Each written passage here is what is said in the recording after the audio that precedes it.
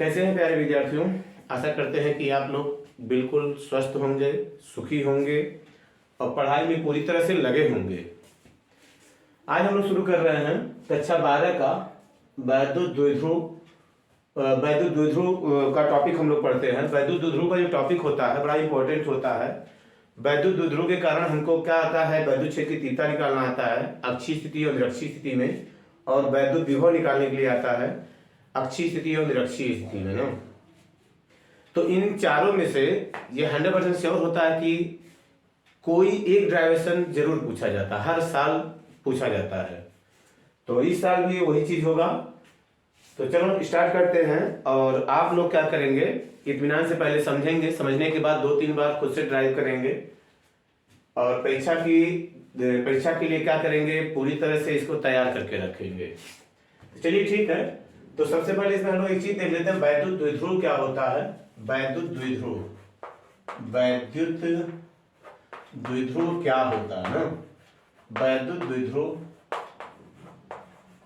इसको बोलते हैं इलेक्ट्रिक डाइपोल बोलते हैं ना, इलेक्ट्रिक डाइपोल बोलते हैं इसको, इलेक्ट्रिक डाइपोल होता है ना। वैद्युत द्विध्रुव क्या होता है। वैद्युत द्विध्रुव क्या होता है, जब दो बराबर व विपरीत आवेश एक दूसरे से अल्प दूरी पे रखे होते हैं, बहुत कम दूरी पे रखे होते हैं। जब दो बराबर और विपरीत आवेश एक दूसरे से बहुत अल्प दूरी पे रखे होते हैं, जैसे मान लो अगर मान लीजिए ये माइनस है, ये क्या होना चाहिए प्लस। जब दो बराबर और विपरीत आवेश एक दूसरे से बहुत अल्प दूरी पर रखे होते हैं तो इनसे जो निकाय बनता है, ये जो सिस्टम बन जाता है, इनको रखने पर ये जो सिस्टम बनता है इन दोनों का, दोनों से मिल करके जो सिस्टम बनता है, इसी को हम लोग क्या बोल देते हैं, वैद्युत द्विध्रुव बोल देते हैं। इनके बीच की जो दूरी होती है, बीच की दूरी को हम लोग क्या ले लेते हैं, 2L के बराबर ले लेते हैं।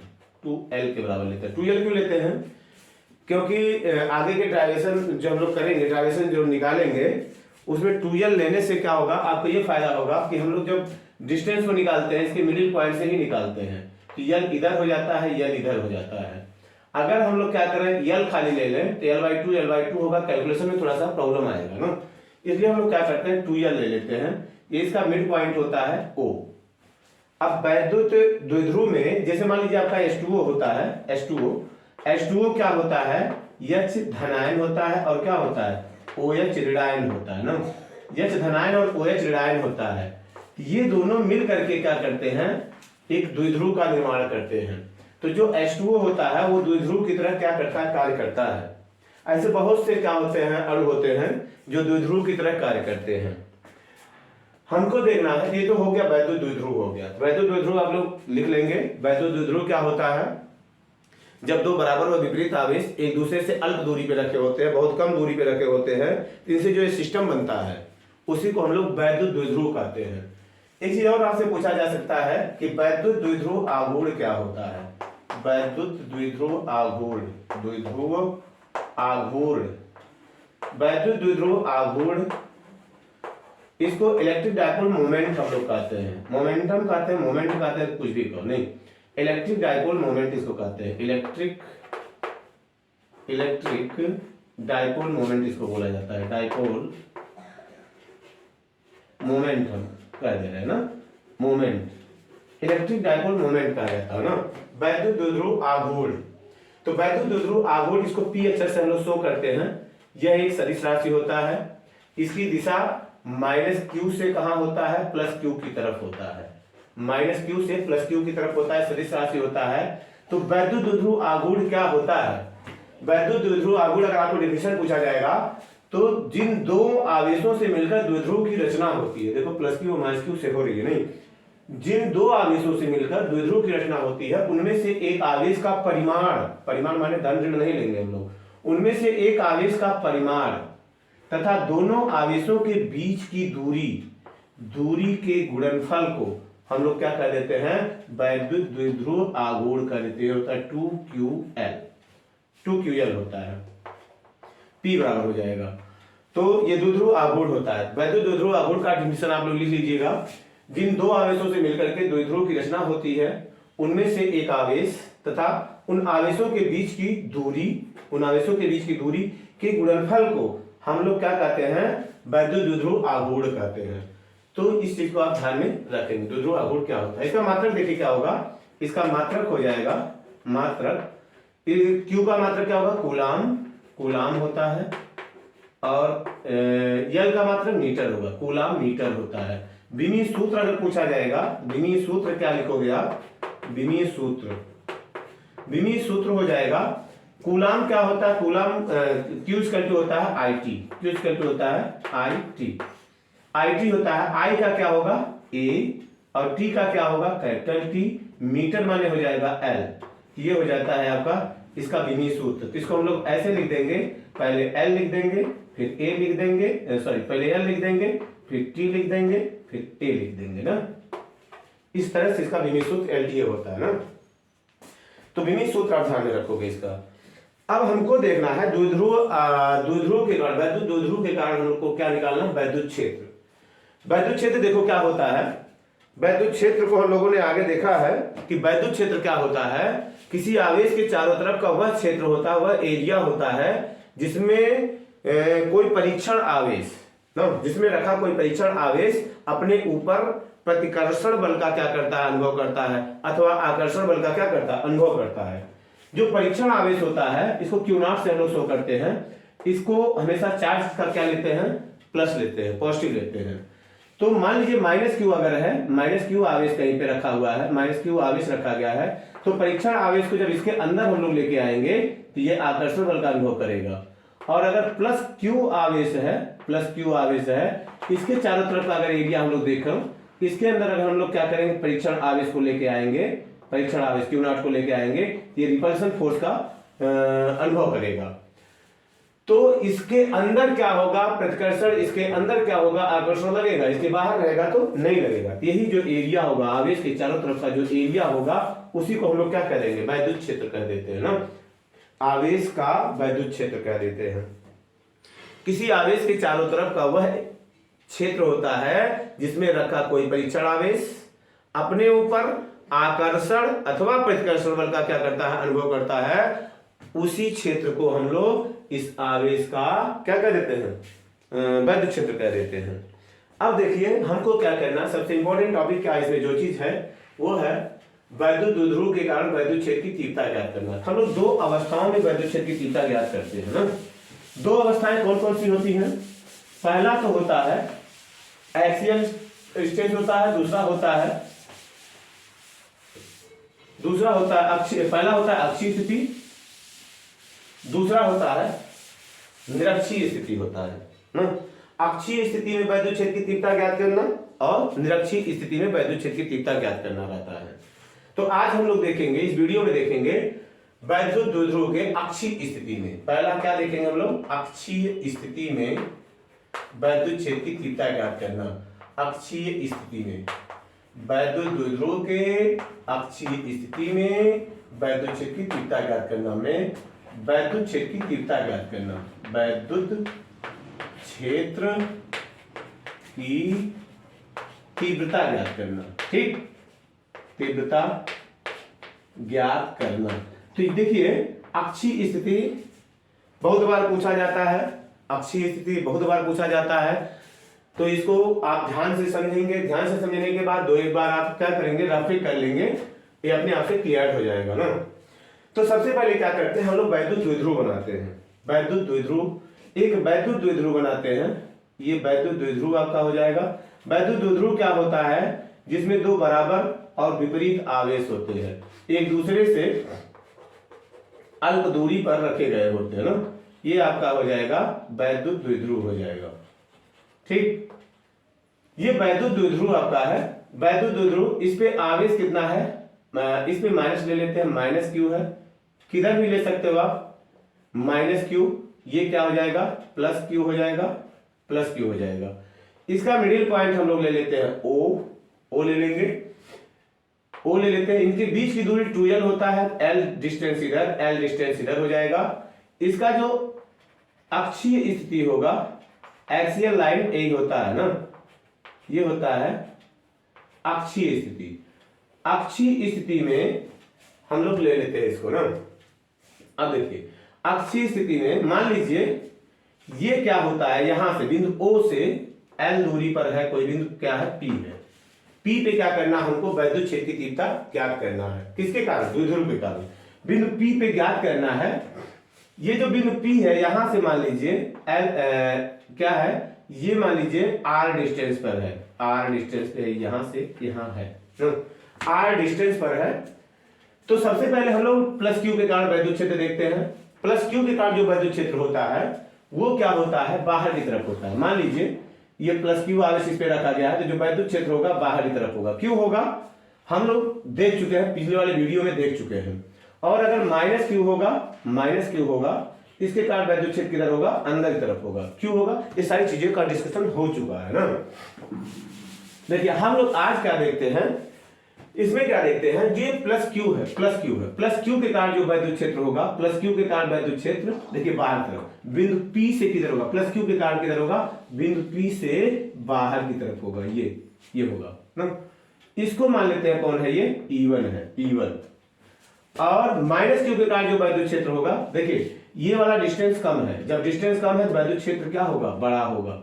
ये बड़ा होगा, इसका परिमाण क्या होगा, बड़ा होगा। R का मान कम है, ये थोड़ा सा दूर है। यहां पे जो विद्युत क्षेत्र होगा, देखो माइनस के कारण जो विद्युत क्षेत्र होगा P पर, वो अंदर की तरफ होगा, माने आवेश की तरफ होगा। यानी इसके कारण जो विद्युत क्षेत्र होगा इधर को होगा। इसका परिमाण थोड़ा सा हम लोग क्या कर रहे हैं, छोटा बना रहे हैं ना। तो आपका हो जाता है E2 हो जाएगा। ठीक, E1 और E2 आपको पता हो गया। अब देखिए इसमें क्या करेंगे आप, ये जो विद्युत क्षेत्र होता है कौन सी राशि होता है, सदिश राशि होता है ना, वेक्टर क्वांटिटी होता है। इसके डायरेक्शन को आप सही से शो करोगे, क्योंकि आपका फिगर सही रहेगा तो ही क्या करेंगे आप, नंबर पाएंगे। फिगर अगर गलत बनाए तो राम भरोसे ही नंबर आपको मिल सकता है ना। तो ठीक है, देखिए इस फिगर के बारे में क्या करेंगे, थोड़ा बहुत क्या करेंगे, यहाँ पे हम लोग लिख देंगे। ऐसा लिख देंगे कि मान लेते हैं कोई द्विध्रुव है जिसका एक सिरे का आवेश माइनस क्यू है, दूसरे सिरे का आवेश कितना, प्लस क्यू है। द्विध्रुव के मध्य बिंदु से R दूरी पे कोई बिंदु P है। प्लस क्यू के कारण जो P पर विद्युत क्षेत्र है E1 है, जो बाहर की तरफ है, प्लस क्यू से बाहर की तरफ है। माइनस क्यू के कारण विद्युत क्षेत्र E2 है, जो किधर है, माइनस क्यू की तरफ है। इतना हम लोग लिख देंगे। अब देखते हैं एक चीज और देख लो, यहाँ पे ये जो डिस्टेंस होगा यहां से देखो, यहां से जो डिस्टेंस होगा यहां से, यानी प्लस क्यू सिरे से जो डिस्टेंस होगा P की कितनी हो जाएगी, P की दूरी जो प्लस क्यू से होगा कितना होगा, ये पूरा R है और ये कितना L है, R माइनस कितना होगा, L होगा, R माइनस L होगा। और यहां से डिस्टेंस कितना हो जाएगा उसका, माइनस क्यू से कितना हो जाएगा, ये पूरा R है, ये L है, तो हो जाएगा R प्लस कितना हो जाएगा, L हो जाएगा। यह वाला डिस्टेंस R प्लस L हो जाएगा। ठीक, समझ में आया। अब देखते हैं हम लोग क्या करेंगे, पहले E1 का मान निकालेंगे ना, E1 का मान। तो प्लस क्यू के कारण बिंदु P पर विद्युत क्षेत्र, प्लस क्यू के, पहले आप क्या करेंगे, इसके बारे में, फिगर के बारे में 4-6 लाइन लिख देंगे, जिससे वो क्या हो, आपका लिखित देख करके फिगर के बारे में पूरी जानकारी मिल जाए। डायरेक्ट नहीं करेंगे। फिर क्या करेंगे, यहाँ पे हम लोग प्लस क्यू के कारण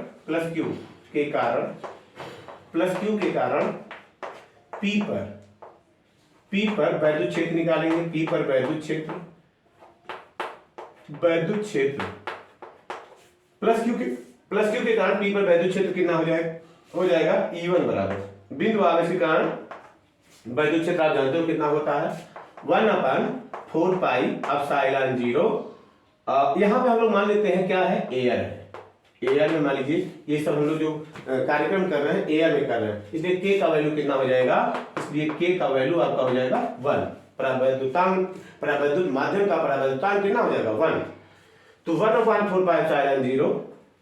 यहाँ पे Q अपान कितना हो जाएगा, ये बीच का डिस्टेंस, इसके बीच का डिस्टेंस कितना हो जाएगा, R माइनस एल का होल स्क्वायर हो जाएगा। ठीक, ये आपका क्या निकलेगा, E1 का वैल्यू निकलेगा। फिर E2 का वैल्यू हम लोग निकालते हैं। माइनस क्यू के कारण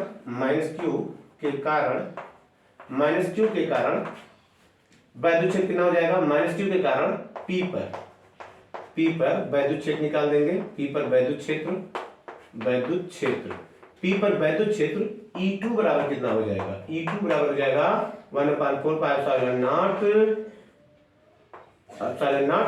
Q अपान, हम लोग साइन को लेके नहीं चलेंगे, क्यों, क्योंकि वेक्टर क्वांटिटी है, वेक्टर क्वांटिटी का साइन कैसे डिसाइड होता है, उसके चिन्ह से, डायरेक्शन से डिसाइड होता है, डायरेक्शन विपरीत है, निश्चित है जो हमको रिजल्टेंट निकालना रहेगा, E1 में से E2 को क्या करेंगे हम लोग, घटा देंगे ना, ये इस तरह से हो जाएगा ना। अब देखो Q अपान, अब ये वाला डिस्टेंस यहां से डिस्टेंस कितना हो जाएगा, देखो माइनस Q के कारण निकालना है ना, तो यहां से यहां तक का डिस्टेंस हमको चाहिए, ये डिस्टेंस कितना है, R प्लस एल का क्या हो जाएगा, होल स्क्वायर। ठीक, अब क्या है कि E1 का मान क्या है, बड़ा है, E2 का मान क्या है, छोटा है, इसलिए P पर परिणामी वैद्युत क्षेत्र, इसलिए P पर परिणामी वैद्युत क्षेत्र, P पर परिणामी वैद्युत क्षेत्र कितना हो जाएगा, परिणामी वैद्युत क्षेत्र हो जाएगा E बराबर हो जाएगा, E बराबर हम लोग क्या करेंगे, E1 में से E2 को क्या करेंगे, घटा देंगे, E1 माइनस E2, दोनों का डायरेक्शन क्या विपरीत है, इसके परिमाण में से उसके परिमाण को घटा देंगे हम लोग, तो E1 का मान आता हो जाएगा 1/4 pi epsilon not Q upon R minus L का होल स्क्वायर, माइनस E2 का वैल्यू हम लोग रख देंगे 1/4 pi epsilon not Q upon R plus L का होल स्क्वायर हो जाएगा। ठीक, R प्लस L का होल स्क्वायर हो जाएगा।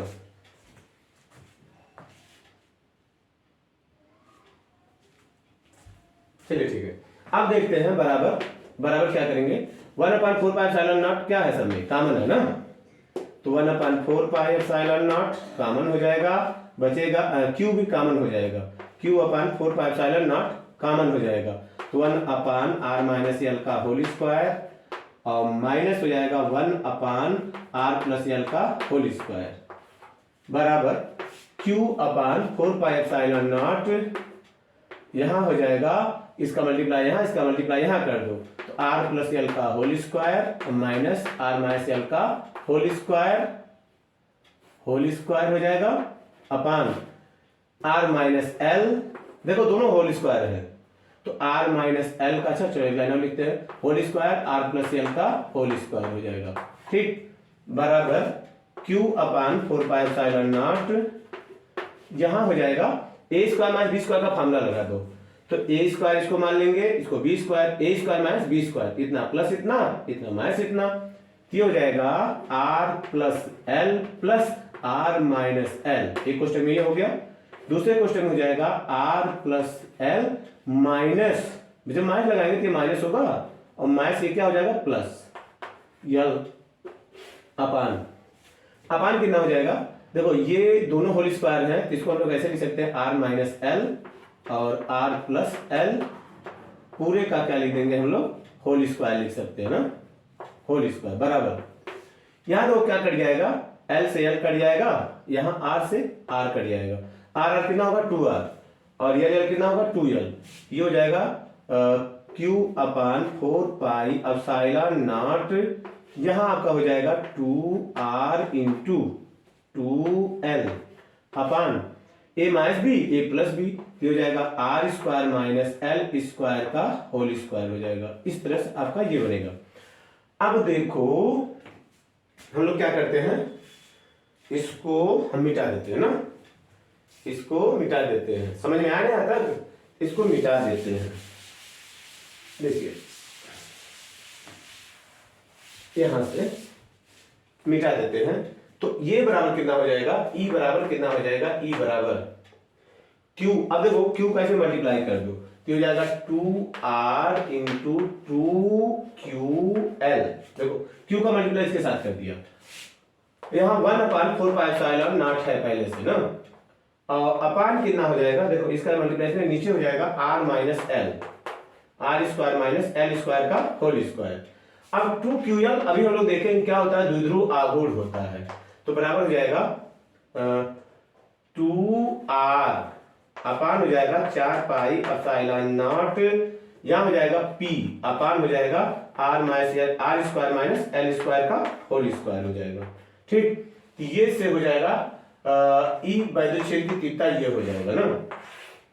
लेकिन यहाँ पे एक चीज हम लोग एज्यूम करते हैं, मान लेते हैं कि जो आर की वैल्यू है, अभी जो द्विध्रुव आपका था ना, जो द्विध्रुव ये था, यहां से हम लोग क्या लेते हैं, आर लिए थे ना, आर डिस्टेंस पे पी था, तो जो आर की वैल्यू है एल से क्या है, बहुत अधिक है, क्योंकि आर इज ग्रेटर क्या है, एल है, इसलिए जो आर होगा, आर लगभग क्या आ जाएगा, 0 के लगभग हो जाएगा। आर को हम लोग नगण्य मान लेते हैं, आर को नगण्य लेने पर, नगण्य लेने पर मतलब बहुत कम लेने पर, तो E बराबर आपका हो जाएगा, E बराबर हो जाएगा 2R into P upon 4 pi epsilon 0 और R square minus L square, इसको हम लोग क्या किए, एल को निग्लिजिबल मान लिए, 0 मान लिए, तो एल को लगभग, आर को नहीं, एल को नगण्य लेने पर, एल को बहुत छोटा मानने पर ना, तो ये क्या हो जाएगा आपका, आर पावर कितना हो जाएगा, 4। यहां देखो एक आर से कट जाएगा, आपका ये बन जाएगा 1/4 पाई एप्सिलॉन नॉट, तो आर से आर कट जाएगा, तो बचेगा कितना, 2p इंटू 2p अपान कितना हो जाएगा, 2p अपान कितना हो जाएगा, आर क्यूब हो जाएगा ना, 1/4 pi epsilon 0 2p upon R cube हो जाएगा ना। इस तरह से ये आपका अक्षीय स्थिति में वैद्युत क्षेत्र की तीव्रता का सूत्र बनेगा, 2p अपान आर क्यूब होगा ना। तो ये जो चीज होता है आपकी बोर्ड की परीक्षा में प्रायः पूछा जाता है ना। ये जो जितने ग्रुप बनते हैं पेपर के, उन ग्रुपों में किसी न किसी में हर साल पूछा जाता है। तो फिलहाल अक्षीय स्थिति बहुत ही इंपॉर्टेंट है, ध्यान से इसको देखेंगे आप। इसको क्या नाम होता है, आपको समझ में आया कि नहीं आया, कमेंट से आप बताना। मिलते हैं फिर अगले वीडियो में, हम लोग निरक्षीय स्थिति में वैद्युत क्षेत्र की तीव्रता ज्ञात करते हैं। तब तक के लिए जय हिंद, जय भारत।